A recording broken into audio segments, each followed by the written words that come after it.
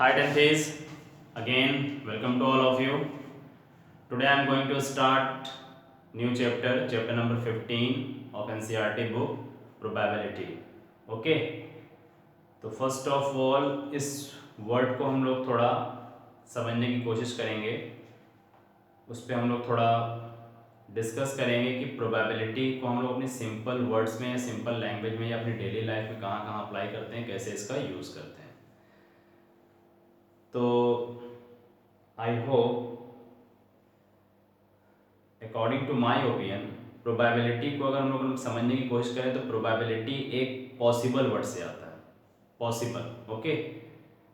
उसको और सिंपल में जानने की कोशिश करें तो probability related to possibilities and possibilities related to chances. ठीक. तो किसी इवेंट में या किसी एक्सपेरिमेंट में या किसी गेम में हम लोग किसी चीज़ के आने के चांसेस सोचते हैं कि अगर ऐसा करेंगे तो क्या होगा, उसके आने की कितनी पॉसिबिलिटीज़ हो रही है, उसके कितने आउटकम्स हो सकते हैं या उसके कितने फेवरेबल आउटकम्स हो सकते हैं. लाइक हमने उनमें सबसे फेयर प्रोबेबिलिटीज़ को चूज़ किया है कॉइन के लिए. ठीक. तो कॉइन जनरली बहुत ही फेयर गेम के लिए काउंट होता है कि कहीं पर भी कोई टॉस होना होता है तो कॉइन का ही यूज़ किया जाता है. नेशनल और इंटरनेशनल मैचेस में भी इसके यूज़ किए जाते हैं और हेड और टेल के बिहाफ पे जो टीम्स इसको सेलेक्ट करती है वो एक तरह से बैटिंग फुटबॉल में बॉलिंग फुटबॉल को किक करने के लिए भी वो अपने आप को फर्स्ट पे रखती है या टॉस को विन करती है. ओके. तो जनरली प्रोबेबिलिटी को हम लोग ने पॉसिबिलिटीज़ प्लस चांसेस से भी किया. चांसेस के साथ साथ हमने उसको किस वर्ड से को रिलेट कर दिया, इवेंट से रिलेट कर दिया. इवेंट को हमने एक्सपेरिमेंट से भी को रिलेट कर दिया कि अगर हम लोग किसी चीज़ का एक्सपेरिमेंट कर रहे हैं, इवेंट कर रहे हैं तो उसके कितने आने के चांसेस हो रहे हैं. तो प्रोबेबिलिटीज़ को समझने के लिए सबसे पहले जितने स्टैटिस्टिशियंस थे और मैथमेटिशियंस थे वो क्या करते थे कि कॉइन्स को ही लेते थे. कोई कॉइन्स 100 टाइम्स बाउंस करता था, कोई 1000 टाइम्स बाउंस करता था. ठीक है. तो इस बिहाफ पे उन्होंने कई बार इस तरह से रैंडमली एक्सपेरिमेंट करने की कोशिश किया और उसमें फाइंड आउट उन्होंने ये पाया कि हम कुछ भी काउंट करेंगे और उसका अलजेब्रिक सम जो होगा हमारा वो 1 होगा. उसका अलजेब्रिक सम क्या होगा, 1 होगा. लाइक अकॉर्डिंग टू इंट्रोडक्शन में इन्होंने एग्जाम्पल लिया कि 1000 टाइम्स कॉइन्स को अगर हम लोगों ने टॉस किया, एक कॉइन को 1000 टाइम्स अगर हम लोगों ने टॉस किया तो चांसेस क्या बन सकते हैं कि 50-50 का भी हो सकता है. यानी 500 टाइम्स हेड आ सकते हैं, 500 टाइम्स टेल आ सकते हैं, या 900 टाइम्स हेड आ सकते हैं और 100 टाइम्स टेल आ सकते हैं. तो इन दोनों में उसकी प्रोबेबिलिटीज बनने के चांसेस क्या बने थे कि सपोज कि a coin 1000 टाइम्स टॉस किया गया तो कंडीशन किस में चली जा रही है, अप्रॉक्स 455 हेड आने के चांसेस बन गए. तो रिमेनिंग ऑटोमेटिक क्या होंगे, 545 टेल्स के हो जाएंगे. क्लियर. तो अब अगर हमको बोलेगा find the probability of heads, तो हम उसको सिंपली क्या यूज कर सकते थे, प्रोबेबिलिटी ऑफ हेड्स बोल रहा था तो हमने ब्रैकेट में लिख दिया HEAD heads. Probability of heads is what. तो हमारे पास क्या निकल गया था, नंबर ऑफ फेवरेबल आउटकम्स. तो नंबर ऑफ फेवरेबल आउटकम्स का मतलब क्या होगा कि 1000 टाइम्स में 455 टाइम्स कोई वैल्यूज आई तो हमारे पास फेवरेबल आउटकम चला गया 455 out of total number of outcomes. तो टोटल नंबर ऑफ आउटकम्स कितने होते हैं, 1000 होते हैं. तो हम लोगों ने इसको 1000 से डिवाइड कर दिया, आंसर आ गया 0.455. सिमिलरली प्रोबेबिलिटी ऑफ टेल्स कर दिया. प्रोबेबिलिटी ऑफ टेल्स में भी हमारे पास आउटकम्स कितना आया था, 545 अपॉन 1000. सो जब इसको डिवाइड किया तो 0.454 और इन दोनों का जब उन्होंने प्लस किया तो आंसर हमें क्या मिल गया, 1.000. ओके.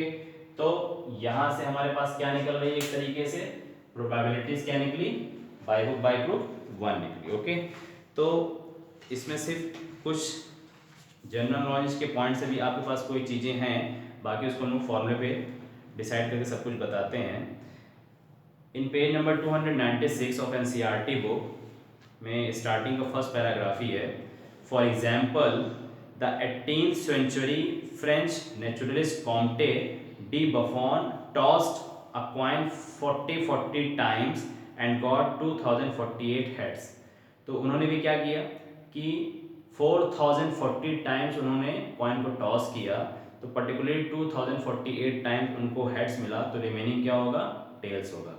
इससे उन्होंने उसको जब उसको डिवाइड किया तो अपना पॉइंट में आंसर सेव किया। Similarly JE carriage from the Britain recorded 5067 times. फिर उन्हें उसी कॉइन्स को 5067 टाइम टॉस किया और उनके पास जो हेड और टेल की पॉसिबिलिटीज थी सो आई। After that main statistician Karl Pearson ने 24,000 टाइम्स कॉइन को टॉस किया। उस पे जो उनके पास हेड्स आए 12,012 टाइम्स हेड उनको गॉट हुआ। तो इस बिहाफ पे इस एक्सपेरिमेंट से ये फाइंड आउट हुआ कि जो चीज़ें हम अप्लाई करेंगे फेवरेबल आउटकम्स के लिए वो हमारे लिए एलिमेंट्री प्रोबेबिलिटी हो जाती है, और जो हमारा रिमेनिंग होता है उसको हम सिर्फ 1 से माइनस करके अपना आंसर दे सकते हैं, तो वो हमारे लिए कम्प्लीमेंट्री प्रोबेबिलिटी होती है। सो एलिमेंट्री और कॉम्प्लीमेंट्री का कॉम्बिनेशन बताना चाहता हूँ, बट यहाँ पर फाइनली हम क्या बताना चाहते हैं, जितनी भी चीज़ें हम आपसे डिस्कस कर रहे हैं ये क्या है, एक थ्योरेटिकल प्रोबेबिलिटी है। ये सारी चीज़ें क्या हैं, थ्योरेटिकल प्रोबेबिलिटी हैं। तो थ्योरेटिकल प्रोबेबिलिटी में हमारे पास जो भी चीज़ें आ रही हैं सिर्फ हम लोग उसको एक सेंस में समझने की कोशिश कर रहे हैं कि कैसा है कि क्या है, बट आफ्टर दैट इसमें क्या हुआ कि हमारे पास फॉर्मूले बेस्ड चीज़ें निकलना चालू हुई। तो आफ्टर 16 और 17 century, page number 298, probability theory had its origin in the 16th century when an Italian physician and mathematician J. Cardan wrote the first book on the subject। यानी probabilities टॉपिक पे, probability subject पे उन्होंने सबसे पहली book लिखी, the book on games of chance. The book on games of chance, chance word आया इसीलिए probability possibilities को रिलेट कर रही है, और पॉसिबिलिटीज का मतलब कि इतने चांसेस बनते हैं, ठीक। Since it Inception the study of probability has attract the attention of great mathematician James Bernoulli, ठीक। तो ग्रेट मैथमेटिशियन ये फिजिक्स से भी रिलेटेड है और मैथमेटिक्स से भी रिलेटेड है, जेम्स बर्नौली। एंड उसके बाद ए डी मायर, ओके। तो डी मायर का टिग्नोमेट्री से बहुत ही ज़्यादा कनेक्शंस है, टिग्नोमेट्री टॉपिक से। तो डी मायर ने भी इस पे अपना एक तरीके से कोऑपरेशन दिया, पूरी तरीके से इस पे इन्वॉल्व तो नहीं हुए लेकिन बट कोऑपरेशन दिया। And lastly Pierre Simon Laplace are among those who made the significant contribution to this field, okay. तो अब यहाँ पर जो हमारे पास टॉपिक आता है कि हम लोगों ने जितनी चीज़ों को एक लिटरेचर फॉर्म में समझने की या पढ़ने की कोशिश की है, अब उसको हम प्रोबेबिलिटी के मैथमेटिकल सिंबल में कैसे रिप्रेजेंट करते हैं, ओके।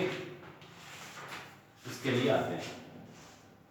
तो फाइनली हम लोग ने क्या डिस्कस किया कि प्रोबेबिलिटी, तो probability of event, probability of event, तो प्रोबेबिलिटी ऑफ इवेंट का मतलब हो जाएगा कि हमको किसी की इवेंट की प्रोबेबिलिटी फाइंड करनी होगी, तो हम उसको P और E से सिंबलिक यूज करेंगे और रीड करेंगे प्रोबेबिलिटी ऑफ इवेंट। तो प्रोबेबिलिटी ऑफ इवेंट का फॉर्मूला आप यहाँ से अपने ओन वर्ड्स में बना सकते हैं, बट क्वेश्चंस की जो रिक्वायरमेंट होगी उसके अकॉर्डिंग आपको चेंज करते रहना होगा, लेकिन फंडामेंटल फॉर्मूला यहाँ से क्या बनेगा, नंबर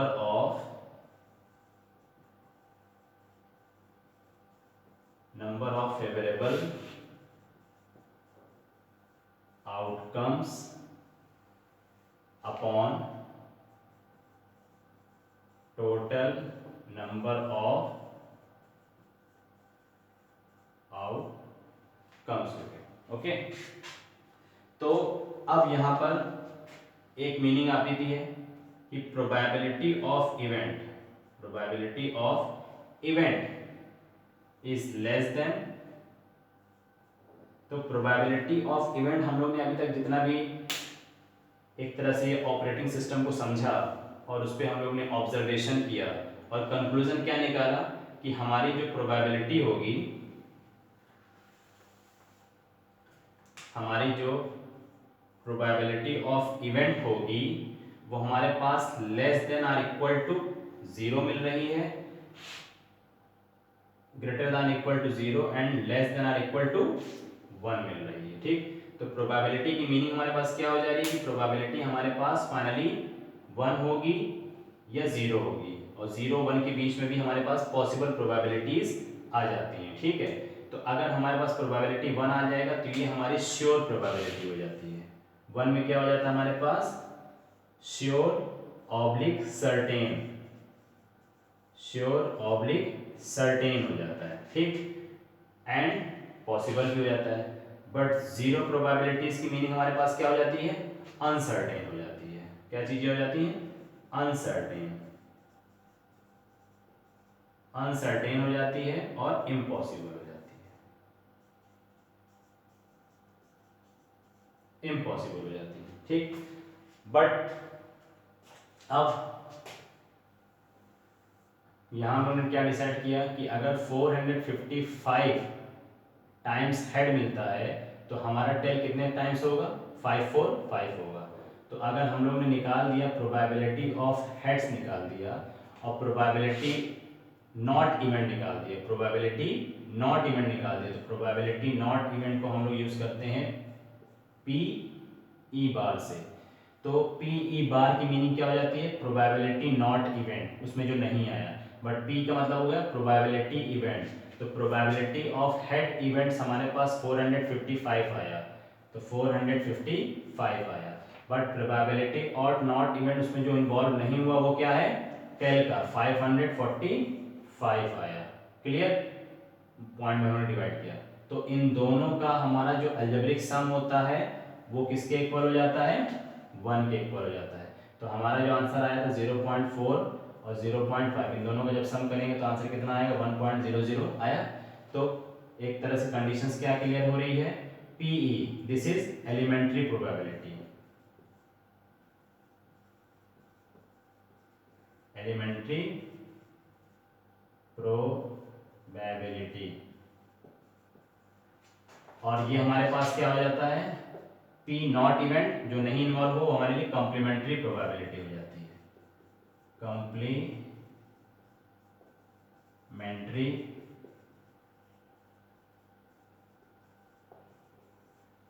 प्रोबेबिलिटी हो जाती है। क्लियर, तो इस तरीके से हम लोग ने टॉपिक को क्या डिस्कस किया, इवेंट वर्ड आया। अब यहाँ पर इवेंट की मीनिंग हमारे पास इवेंट भी हो सकती है, एक्सपेरिमेंट भी हो जा रही है। ठीक, एक और एक वर्ड आएगा empirical formula of the probability, empirical formula of the probability, empirical probability, empirical probability. तो ये हमारे लिए फॉर्मूला हो गया, क्या हो गया, इंपेरिकल प्रोबेबिलिटी। इंपेरिकल प्रोबेबिलिटी क्या होगी हमारी, number of favourable outcomes upon total number of outcomes, यही हो गया। बट हम लोग इसको सिंपल लैंग्वेज में क्या पढ़ रहे हैं, probability of event. Empirical probability E से हुआ, ई फॉर एक्सपेरिमेंट भी हो रहा है, बट ये सारी चीजें किसको कोरिलेट करेंगी, ओनली पीई को करेंगी। तो जो ऑब्जर्वेशंस में या जो एक्सपेरिमेंट में हमारी इवेंट अप्लाई होगी, जिसकी प्रोबेबिलिटी फाइंड आउट करनी होगी, वो हमारे लिए एलिमेंट्री प्रोबेबिलिटी होगी पीई, और जो उसमें अटेम्प्ट नहीं होगी, जो उसमें अप्लाई नहीं होगी, पार्टिसिपेट नहीं करेगी, वो वैल्यू चली जाएगी कॉम्प्लीमेंट्री प्रोबेबिलिटी में। और एलिमेंट्री और कॉम्प्लीमेंट्री का अलजेब्रिक सम किसके इक्वल आएगा, श्योर प्रोबेबिलिटी या परफेक्ट प्रोबेबिलिटी या सर्टेन प्रोबेबिलिटी में। ओके, तो अब इन सब चीज़ों को हम लोग अपने थोड़ा क्वेश्चन से डिस्कस करते हैं और वहीं से हम लोग के पास टॉपिक क्लियर हो जाता है। In exercise 15.1, in exercise 15.1 first part, complete the following statement, complete the following statement like fill in the blanks is given. Okay, तो हम लोग को यहाँ पर fill in the blanks complete करना है। Probability of event E plus probability of event not E is equal to what, अभी मैंने लिख दिया था probability of event E plus probability of event not E is equal to what. तो first answer क्या हो गया हमारा फर्स्ट क्वेश्चन का 1। Okay, second the probability of an event that can not happen is such an event is called. अभी हम लोगों ने बताया, यहां पर मैंने लिखा है 0 और 1 के बीच में, देखिए मैंने क्या लिखा है, the probability of event that can not happen is, अगर किसी इवेंट की प्रोबेबिलिटी कुछ नहीं आ रही है, कुछ नहीं आ रही है, तो happen is 0, 0 happen is 0, such an event is called, तो उस इवेंट को हम क्या बोलेंगे, इम्पॉसिबल इवेंट। क्या बोलेंगे,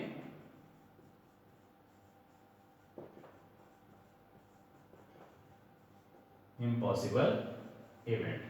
Number 3, the probability of an event that is certain to happen, the probability of an event that is certain to happen is dash, such an event is called, यहाँ पर मैंने भी लिखा था, तो जिस probability की वैल्यूज आ जाएगी या कोई सर्टेन वैल्यूज आ जाएगी इज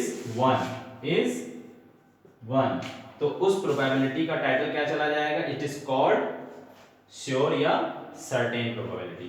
बट इम्पॉसिबल की जगह आप उसको अपोजिट पॉसिबल नहीं बोल सकते, बिकॉज क्योंकि यहाँ पर श्योर प्रोबेबिलिटी में आंसर 1 आ रहा है, 0 और 1 के बीच में कोई वैल्यू ऐसे लाई करेगी तो वो पॉसिबल प्रोबेबिलिटीज बन जाएगी, बट फाइनली अगर 1 आ जाएगा तो ये हमारे लिए sure oblique certain probability. Okay, ये सर्टेन इवेंट, क्वेश्चन में क्या दिया, event, so event. Fourth part, the sum of the probabilities of all the elementary events of an experiment is, clear, the sum of, तो sum of किसका होगा, of the probabilities of all the elementary events, तो all the elementary events में जो sum का possibilities बन रही है वो किसकी बन रही है, इसकी बन रही है, तो probabilities of all elementary का सम किसके साथ जा रहा है, कंप्लीमेंट्री के साथ, तो उसका आंसर क्या आएगा, सीधा सीधा 1, sum of elementary and complementary is 1। Fifth part, the probability of an event is greater than, यहीं पर लिखा हुआ है, a probability of event is greater than or equal to, is greater than or equal to 0 and is less than or equal to 1, यहीं पर clear हो गया। Question number 5 में यही कंडीशन हम दे सकते हैं, probability of event is greater than और equal to 0 but is less than और equal to 1। Question number 2, which of the following experiment have equally likely outcomes explain। equally likely outcomes का मतलब क्या हुआ, equally likely outcomes का मतलब कि आपने कोई डाइस लिया, डाइस का शेप क्या होगा, क्यूब शेप होगा, उसके कितने सरफेसेस होंगे, 6 सरफेसेस होंगे, 1 2 3 4 5 6 ही सरफेसेस होंगे, ठीक, उसमें कोई चीटिंग जैसा ऑप्शन नहीं आ रहा है, कोई आर्टिफिशियल जैसी चीजें उसमें नहीं आ रही है, क्योंकि क्यूब शेप है, 6 सरफेसेस हैं और 6 नंबर है, 1 2 3 4 5 6 है। ओके, तो फाइनली अगर उसमें से हमने डाइस को थ्रो किया या कुछ भी हमने डाइस को टॉस फॉर्म में या बंच फॉर्म में कहीं भी उसको उछाला हमने, ठीक है, या थ्रो किया, तो रैंडमली कहीं ना कहीं वो सिर्फ अपर सरफेस की वैल्यूज को फाइंड आउट करता है और उसको हम लोग मानते हैं कि 1 आ जाए या 6 आ जाए, 5 आ जाए, 2 आ जाए। तो जहाँ पर ये हुआ, तो इस तरह की जब चीटिंगें नहीं होती हैं तो वहाँ पर इक्वली आउटकम्स होते हैं, इक्वली लाइकली आउटकम्स होते हैं। और इसका एक अच्छा एग्जांपल दें आपको, सपोज कि कोई बकेट है, उस बकेट में लॉट्स ऑफ बॉल फिलअप है, ठीक, कलरफुल बॉल फिलअप है, और आपसे कहा जाता है कि choose 1 ball, choose 1 ball, but आपकी आइज क्या है, क्लोज है, आप अपनी नेकेड आई से चूज नहीं कर रहे हैं, आप सिर्फ अपनी क्लोज आई से कोई 1 बॉल को चूज करने के लिए बोल रहे हैं, तो तो उसमें कलरफुल बॉल कुछ भी है तो आप कोई भी एक बॉल चूज रेंडमली कर लेंगे, उसमें कलर का कोई फाउंडेशन नहीं होगा बिकॉज आपकी आइस क्या पूरी तरह से क्लोज है, पैक्ड है।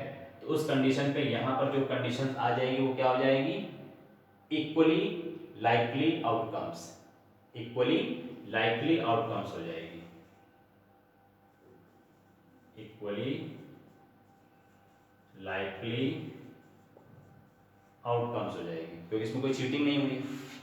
सपोज कि अब दूसरे बकेट में सिस्टमेटिक तरीके से बॉल रखी हुई है और सबसे टॉप पे रेड कलर रखी हुई और सबसे बॉटम पे वाइट कलर रखी हुई है। अब आपको इवेंट्स दिया गया, गेम दिया गया कि आप अपनी आइज को भी ओपन कर दिया गया और आपसे कहा कि सबसे टॉप वाली बॉल उठा लो या वाइट बॉल निकालिए या वाइट बॉल चूज करिए। अब वाइट बॉल तो बॉटम पे है ना, तो ऑटोमेटिकली जो सीक्वेंस के अकॉर्डिंग रेड ब्लू ग्रीन जाएगी तब वाइट आएगा ना। तो यहाँ पर फाइनली क्या हो रही है, चीटिंग हो रही है। तो चीटिंग होने की बिहाफ पे हम इसको क्या कर सकते हैं, equally unlikely outcomes, equally unlikely outcomes. तो यहाँ पर आपको यही जस्टिफाई करना है। तो बार बार मैं चीटिंग वर्ड यूज कर रहा हूँ तो उससे आप यही समझ जाइए कि जहाँ पर फेयर गेम होगा वो हमारे लिए इक्वली होगा और जहाँ पर फेयर गेम नहीं होगा, अनफेयर होगा, वो हमारे लिए अनलाइकली होगा। क्लियर। तो क्वेश्चन से क्लियर करते हैं। 2 का first part, a driver attempts to start a car, the car start और डज नॉट स्टार्ट। सिंपली एक ड्राइवर है, एक कार को वो स्टार्ट करने की कोशिश करता है बट अब पॉसिबिलिटी से गाड़ी स्टार्ट हो भी सकती है कि नहीं भी हो सकती है। तो उसमें कई एक्सेप्शंस केसेस हैं कि रियल में उसमें फ्यूल फिल है कि नहीं है, उसमें कोई वायरिंग फॉर्म की कोई फॉल्ट तो नहीं है, उसकी इंजन की बेल्ट में कोई फॉल्ट तो नहीं है, उसकी इंजन ही डैमेज है फिर भी उसको स्टार्ट करने की कोशिश कर रहा है। तो कई एक्सेप्शंस केस है उसमें। तो इस कंडीशंस पे हमारे लिए क्या हो जाएगा, अनलाइकली। बट क्वेश्चन क्या पूछ रहा है, which of the following experiment, यानी इसमें से 4 ऑप्शन में से 4 स्टेटमेंट में कौन सा स्टेटमेंट हमारा इक्वली लाइकली आउटकम्स है।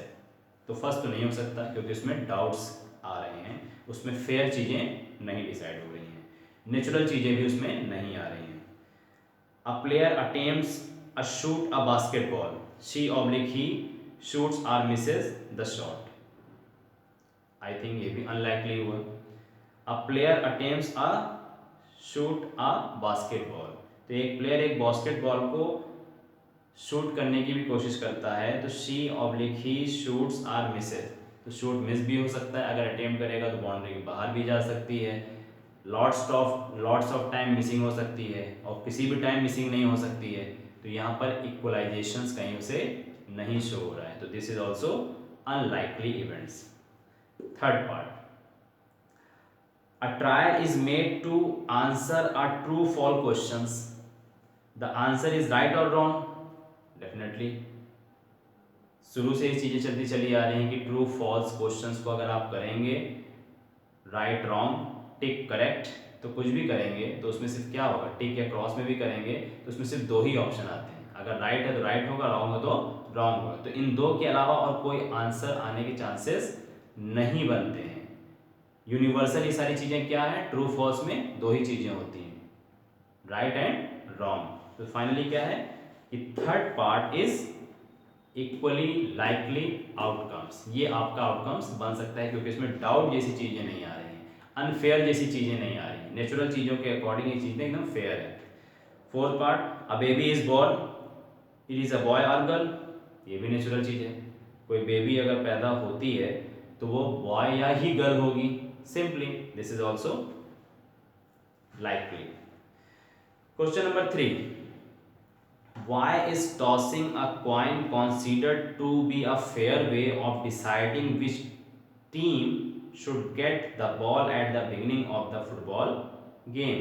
तो why is tossing, देखिए अभी एग्जांपल आया ना कि कहीं कहीं ऐसे भी कुछ गेम्स होते हैं जहां पर टॉस के बाद बैटिंग नहीं बॉल की भी जाते हैं, फुटबॉल में उस चीज़ को विनर सपोज किया जाता है, वही डिसाइड करता है कि deciding which team should get the ball at the beginning of a football game. तो फुटबॉल गेम को बिगिनिंग करने के लिए फुटबॉल कौन है, किक करेगा वो डिसाइड करता है। तो इसमें भी क्या चीज़ें हैं कि हमने इसमें किसका यूज़ किया, why is tossing a coin. तो क्वाइन ही एक ऐसा हेल्पिंग इंस्ट्रूमेंट हो गया है कि अच्छे से अच्छे गेम के लिए सारी चीज़ों में सिर्फ हेड और टेल का ही रोल होता है, इसीलिए इसको फेयर गेम के बिहाफ पे क्वाइन का ही यूज़ किया जाता है और इंटरनेशनल लेवल पे इसका यूज़ किया जाता है, जिसमें किसी तरह का डाउट आने के चांसेस ना हो, किसी तरह की चीटिंग के चांसेस ना हो, किसी के साथ अनफेयर ना हो, पार्शियलिटी ना हो। तो फाइनली ये क्या होगा, this is also equally likely outcomes. तो according to statement we can write, according to statement we can write, when we toss a coin the outcomes head and tail are equally likely। understood, यही मतलब हुआ इसका। so the result of an individual coins so the result of an individual coins toss is completely unpredictable. Unpredictable, तो unpredictable का मतलब कि इसकी कोई एडवांस में प्रिडिक्शन नहीं थी कि मैं ऐसा कर दूंगा या कर दूंगी तो ये चीज़ हो जाएगी, तो ये चीटिंग हो जाएगी। तो जहां पर किसी चीज़ की एडवांस प्रिडिक्शन ना हो वो हमारे लिए क्या हो सकता है, इक्वली लाइकली आउटकम्स। जैसे डाइस को थ्रो किया, हमें कुछ नहीं पता कि क्या पॉसिबिलिटीज बन सकती है कि 6 मिलेगा कि 1 मिलेगा, हेड टेल में हमको टेल मिलेगा कि हेड मिलेगा, ठीक। लेकिन जहाँ पर डाउट चीज़ें हो जाती हैं वहाँ पर चीटिंग वर्ड जैसी चीज़ें इन्वॉल्व हो जाती हैं, अनफेयर जैसी चीज़ें इन्वॉल्व हो जाती हैं, वहाँ पर इक्वली लाइकली आउटकम्स नहीं होता। Question number 4, which of the following can not be the probability of an event. 4 option दिए हुए हैं, तो प्रोबेबिलिटी कभी निगेटिव में नहीं जा सकती। Okay, so firstly 2/3 -1.5 15% 0.7। तो which of the following can not be the probability of an event -1.5, क्योंकि हमारी प्रोबेबिलिटी निगेटिव में कभी नहीं आ सकती। Question number 5, question number 5, if PE probability of event is equal to 0.05, what is the probability of not E, what is the probability of not E, तो PE not, PE बार। तो probability of not निकालने के लिए हमने formula already पहले से किया हुआ है कि हमारी परफेक्ट प्रोबेबिलिटी क्या होती है, 1 होती है, जो श्योर कहलाती है। तो जो हमारे पास इवेंट की प्रोबेबिलिटी है यानी एलिमेंट्री प्रोबेबिलिटी है, हम उसको कॉम्प्लीमेंट्री यानी नॉट अप्लाइंग द प्रोबेबिलिटी से सब्ट्रैक्ट करते हैं सिंपली। तो PE इज इक्वल टू, यहाँ से हमारा फॉर्मूला क्या बन जाएगा, 1 माइनस PE, PE क्या है 0.05, सब्ट्रैक्ट करेंगे कितना है 0.95 आ गया। तो 0.95 हमारी क्या हो जाएगी, probability of not event, probability of not event, ये पूछ रहा था। Question number 6, a bag contains lemon flavored candies only, a bag contains lemon flavored candies only, यानी एक बैग में सिर्फ लेमन फ्लेवर्ड कैंडीज ही भरी हुई है, रखी हुई है। Malini takes out 1 candy, Malini ने एक कैंडी निकाल लिया। Without looking into the bag, बिना बैग देखे।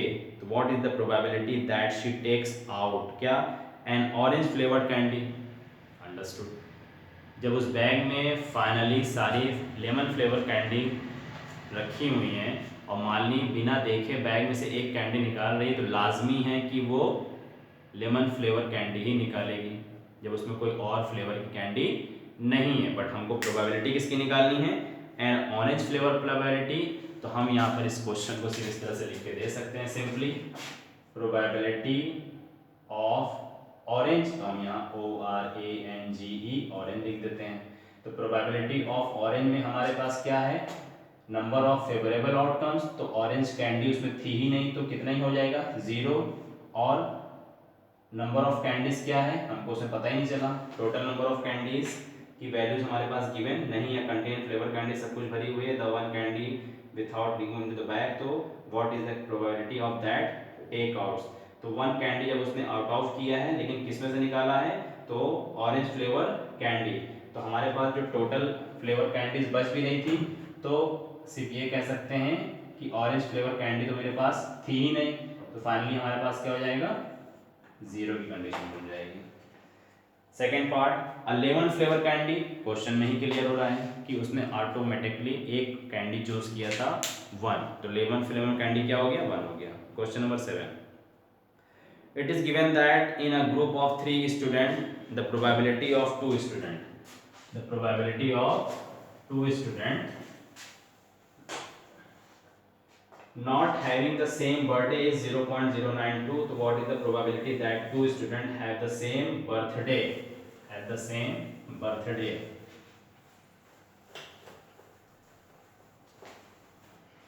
ओके, तो क्वेश्चन क्या है कि एक ग्रुप में 3 स्टूडेंट्स हैं, the probability of 2 student not having the same birthday is 2, यानी PE नॉट इज गिवन, तो what is the probability of that 2 student have the same birthday, तो फाइंड आउट क्या करने बोल दिया PE, सिंपली यही चीज हमको बोल दिया इसने करने के लिए, तो इसमें हम क्या कर सकते हैं, कुछ नहीं, हमको PE फाइंड करने के लिए बोल रहा है, तो PE को हमने स्टॉप कर दिया, 1 माइनस PE नॉट कर दिया, सो 1.000 माइनस P नॉट गिवन है, P नॉट का मतलब कि जिनका बर्थडे सेम डेट में या सेम टाइमिंग के हिसाब से नहीं पड़ा, तो उसकी वैल्यूज क्या है 0.0992, तो 1 से माइनस 0.992 हम करेंगे तो आंसर कितना आ जाएगा 0.008, आंसर हो गया। तो फाइनली आंसर क्या हो गया, what is the probability that of 2 student, तो हम लोग ने इसको PE के फॉर्म में लिख दिया। Question number 8, a bag contains 3 red balls and 5 black balls, a ball is drawn at the random from the bag, what is the probability that ball drawn red and not red? Okay, so here total number of balls, total number of balls, so total number of balls 3 red plus 5 black, तो total कितना हो जाएगा 8 balls, 8 balls। तो हमको find क्या करना है, probability of getting red balls, तो probability of getting red balls हम पूरा सेंटेंस लिख सकते हैं, otherwise probability in the bracket हम रेड भी लिख सकते हैं, ठीक। तो फॉर्मूला क्या बन जाएगा हमारे पास, नंबर ऑफ फेवरेबल आउटकम्स या number of getting of red balls, तो रेड बॉल्स हमारे पास कितना है 3, टोटल नंबर ऑफ आउटकम्स कितना है 8, आंसर हो गया। नॉट रेड, अब निकालना है प्रोबेबिलिटी ऑफ नॉट रेड, तो हमने यहाँ लिख दिया, तो नॉट रेड का मतलब है कि नॉट रेड को छोड़ दिए तो क्या बचा 5 बचा सिंपली, तो हम यहाँ लिख देते हैं 5/8, answer. Question number 9, a box contains 5 red marbles, 8 white marbles and 4 green marbles. One marble is taken out of the box at random. What is the probability that the marble taken out will be red, white, not green, not green simply। अब question number 9 में क्या है, sentence form में लिख सकते हैं, a box contain red marbles, okay, तो number of total marbles, ये total number of marble, number of total marbles is equal to क्या है 5 रेड है प्लस 8 वाइट मार्बल है एंड 4 ग्रीन मार्बल्स है, तो हमारे पास टोटल मार्बल्स कितने हो जाएंगे 8 4 12 17 मार्बल्स, 17 मार्बल्स, ओके। तो what is the probability that the marble taken out will be out of the box at random, किसका रेड का, तो फर्स्ट पार्ट क्या है प्रोबेबिलिटी ऑफ रेड मार्बल्स, तो प्रोबेबिलिटी ऑफ रेड मार्बल्स हमारे पास कितना है 5 है, तो टोटल में बैग में से आप इतना निकाल लेंगे तो सीधे सीधे क्या हो जाएगा नंबर ऑफ फेवरेबल आउटकम्स या number of getting of red marbles is 5 upon total number of outcomes या total number of marbles 17, answer हो गया। Second, probability of white, white white, तो प्रोबेबिलिटी ऑफ वाइट, यहाँ पर वाइट मेंशन कर दीजिए, बस लॉन्ग सेंटेंस में लिखने की जरूरत नहीं है। कितने 8 है, सो 8/17। थर्ड क्या कह रहा है, not green, not green, not green का मतलब इसको छोड़ दीजिए, नॉट ग्रीन क्योंकि ये ग्रीन है, ग्रीन को छोड़ने के बाद क्या बचता है, जितना बचता है उसको ले लीजिए। तो प्रोबेबिलिटी हमको क्या निकालना है, नॉट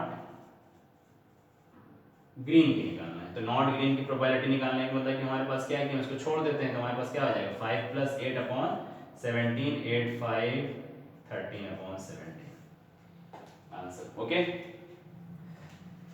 सो नाउ एक्सरसाइज 15.1 में क्वेश्चन नंबर 1 to 9 हम लोग ने क्लियर कर लिया, and rest of the question number 10, 11, 12 attempt yourself, but few questions are important, like question number 13.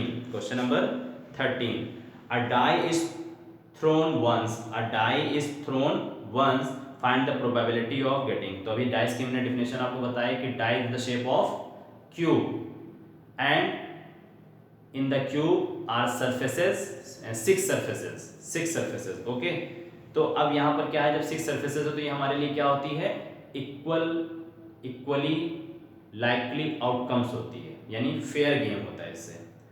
तो फाइंड क्या करना है, find the probability of getting a prime number. Good, तो आपको फिर से निकालना है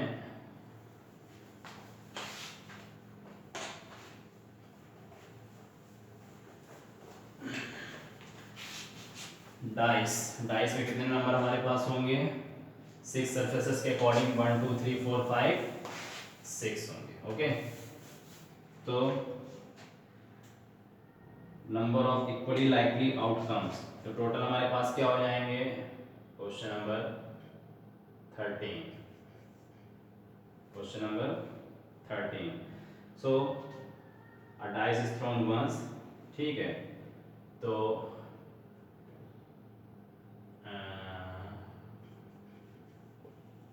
total number of outcomes is equal to 6, that is 1, 2, 3, 4, 5, 6। तो टोटल आउटकम्स आने के क्या चांसेस बनते हैं, 6, जिसमें आपको क्या निकालना है, अ प्राइम नंबर। ठीक, तो फर्स्ट पार्ट है अ प्राइम नंबर। तो प्राइम नंबर क्या होंगे, 1 to 6 में हमारे पास प्राइम नंबर क्या होंगे, 2 3 5 ओनली, यही होंगे प्राइम नंबर। ठीक, तो प्राइम नंबर हमारे पास कितने होंगे, 1 2 3। तो आपको निकालना है प्रोबेबिलिटी ऑफ प्राइम नंबर, तो आप यहाँ पर लिख सकते हैं probability prime number, prime number. तो प्राइम नंबर कितने हमारे पास है, 3, आउटकम्स कितने हैं, 6, 1/2। Second part, a number lying between 2 and 6, a number lying between 2 and 6। तो 2 and 6 के बीच में कितने नंबर लाइन करना है, 3 4 5, 3 नंबर करना है यहाँ पर भी। तो आप यहाँ पर लिख सकते हैं between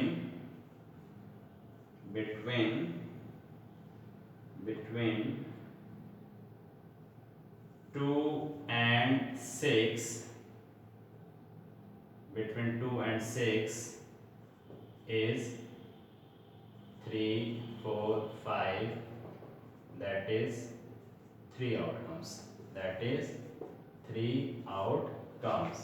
so probability of between, तो probability of between का मतलब हम यहाँ पर लिख सकते हैं between, शॉर्ट फॉर्म में सिर्फ कर दीजिए between 2 and 6, कितने आउटकम्स आ रहे हैं, 3/6, again 1/2। Third, an odd numbers, तो हमारे पास कितने ऑड नंबर बन जाएंगे यहाँ पर, 1 3 5 ऑड नंबर बन जाएंगे। तो डायरेक्टली हम यहाँ निकालते हैं probability in bracket odd numbers. तो ऑड नंबर्स हमारे पास कितने हैं, 1 3 5, तो टोटल नंबर ऑफ आउटकम्स कितने हो गए, 3, 1/2 again. Okay, similarly question number 14। Question number 14 भी एक अच्छा पार्ट है। क्वेश्चन नंबर 15 जिसमें फाइनली आपके पास कार्ड्स को लेकर के हैं। A king of red colours 1 है, a face card, a red face card and jack of hearts and spade and queen of diamonds. Okay, तो ये सब बहुत नॉर्मल क्वेश्चन है। आउट ऑफ टोटल आउटकम्स हमारे पास 52 है, तो जिसके रेस्पेक्ट में हमको प्रोबेबिलिटी फाइंड करने को बोल रहा है हम उस चीज़ को एक्सेप्टेबल कर लेंगे सिंपली। क्वेश्चन नंबर 15 में क्या है, ओनली 5 कार्ड्स, ओनली 5 कार्ड्स है। तो 5 कार्ड्स के according what is the probability that the card is queen 1, so 1/5। If the queen is drawn at the put aside, what is the probability that the second card like an as and queen। तो queen का मतलब कि जब queen को ही आप निकाल के side में रख लोगे तो प्रोबेबिलिटी किसकी फाइंड करोगे, तो सी बी ऑप्शन में तो 0 हो जाएगा। और ए ऑप्शन में आपने क्या निकाल दिया है कि आपने एक कार्ड को साइड कर दिया है, तो आपके पास 5 में से 1 कार्ड साइड कर दिया तो 4 कार्ड बचेंगे, और 5 कार्ड में क्या होगा, एस होगा, तो 1/4। तो पहले का हो जाएगा आपका 1/5, देन 1/4 एंड लास्टली 0। ओके, तो इस तरीके से रिमेनिंग क्वेश्चंस को आप स्वतः अपने घर में खुद लगाने की कोशिश करिए। कोई डाउट्स होती है, कोई क्वारी होती है तो उसको सीखो ऐप के थ्रू या यूट्यूब चैनल्स के थ्रू आप मुझसे क्वारी डिस्कस कर सकते हैं। Okay, thank you so much.